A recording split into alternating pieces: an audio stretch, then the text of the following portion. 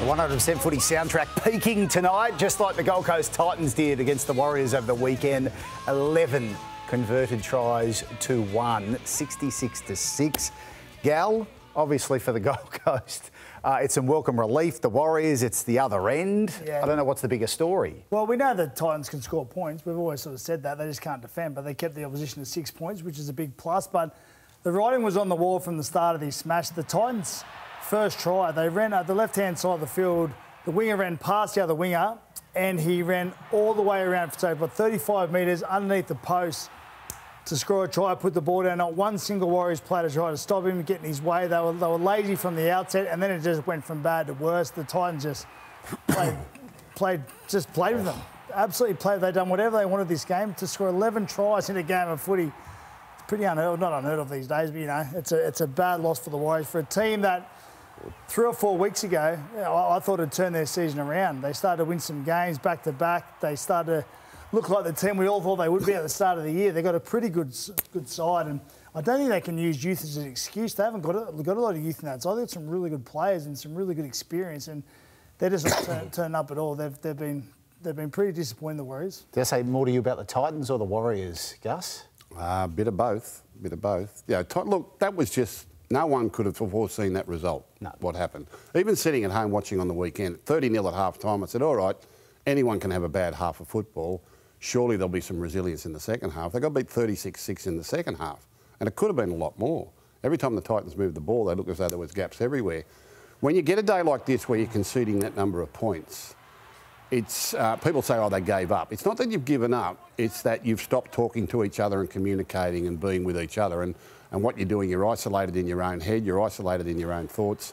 No, there's nothing cohesive about your effort, and then the most simplest tasks become too difficult, and you just play into the opposition's hands. And it's virtually a training gallop for them. They can run their plays as they like. Everything a touch turns to gold. My problem was there just seemed to be no emotional reaction from anyone in the Warriors team. It just happened, and no one was doing anything about it, which is a concern for them. Gal, I told you I was going to get you a little cranky. So Gray Mansley, head of football at the NRL today, backing the Bunkers' decision for the sin binning of Roger for the tackle. He says they want to eliminate lifting tackles completely. Watching it live, he admitted he didn't think there was much in it, but it wasn't until he says it was slowed down for him that he could see how quickly it could go wrong. Slow that down and get a protractor out and see if he went above the horizontal. Honestly, what a joke. Like, if they want to stop lifting tackles, if he said those words, we want to stop lifting tackles, then stop lifting tackles. Outlaw it now. Tell everyone right now you can no longer lift. If they want to outlaw the lifting tackle, tell people you can't lift. Don't penalise a bloke in a game for a tackle that shouldn't have been a penalty, then send him for 10 minutes and then say 3 days later it should have been, it's okay. So outlaw the lifting tackle now. If you don't want blokes to lift blokes, tell them. Tell the whole game. They won't do it anymore. And since when do we penalise guys for what could go wrong? If it goes wrong, it goes wrong. What could go wrong shouldn't be penalised. If it's hypothetical, why are we penalising? I'm with Gal on this. I think that was... I didn't see a penalty there, let alone a sin binning. Does it go beyond the horizontal, though? As I said, get a protractor out, it might have gone 1 degree, if that, but he did not land in a dangerous position. It was not dangerous. If you want to stop the lifting tackle, just stop it. Tell everyone now. Tell us, tell the game. Go and tell the coaches, tell your players not to lift anymore, and they probably won't lift anymore. They're not going to want to be penalised. They don't do it on purpose.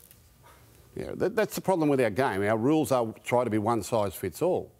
All right? It's got to be done on its merits. There was nothing wrong with that tackle whatsoever. Nothing wrong at all with that tackle. And to come out and say differently afterwards is just ridiculous. Bottom line is there was nothing wrong with that tackle at all. It was a good rugby league tackle.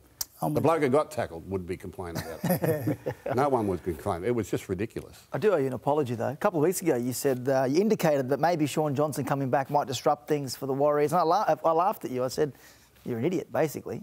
Oh, now you're telling me you're a genius. You told me to bring this up. No. Well, look, they were going good. They're winning games. I was worried for Shaun if he comes back and they start losing, what's going to happen. And they've lost the past couple of games. But no, I can't put the weekend result on Shaun Johnson. They were dominated every part of the match on the weekend, particularly in the middle of the field. I think if you're the front rowers in the middle part of that Warriors side, you'd be having a look at yourself before you start having a look at your halfback. They were woeful. Jackson Ford, Fanua Blake, Tohu Harris. I love Jazz Tavanga. He's such a good player, mate. He was missing tackles you'd never ever see him miss. So I think there's a whole lot more people in front of Shaun Johnson that need to have a look at themselves.